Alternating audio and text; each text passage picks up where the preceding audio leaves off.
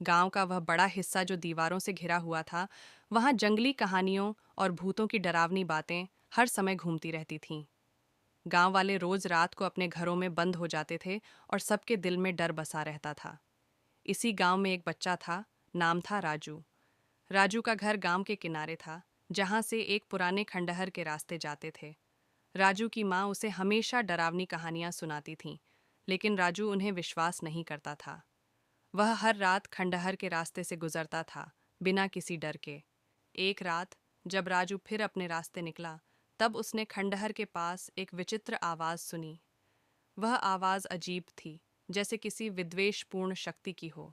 राजू को थोड़ी चिंता हुई, लेकिन वह अपनी माँ की कहानियों के कारण समझा कि यह उसकी भूली भट्टी सोच है। खंडहर के नज़दीक जाते जाते उसे लगने लगा कि रास्ते में एक अंधकार छाया हुआ है। वह घबराया, लेकिन अपने जुनून से आगे बढ़ा। एक बार वह खंडहर के अंदर पहुंचा। वहां उसने एक पुरानी मूर्ति देखी।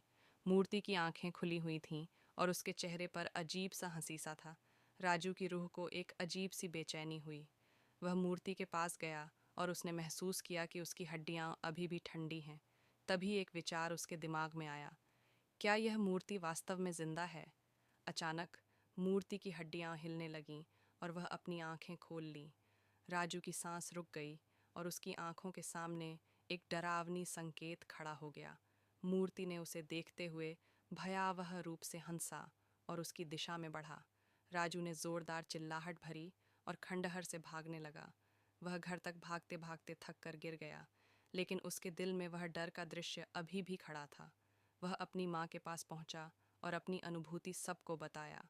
माँ ने उसे संबोधित किया, लेकिन राजू के आंखों में वह भयानक दृश्य अभी भी छाया हुआ था। उसने सोचा, क्या वाकई खंडहर में कोई असली भूत है? गांव वालों ने उसे नहीं माना, लेकिन राजू ने खुद से वादा किया, वह कभी भी रात के खंडहर में नहीं जाएगा। उसने अपनी माँ से वादा किया और अब रात को वह अपने घर में ही रहता था। वास्तव में कहानी में एक रहस्य बचा हुआ है।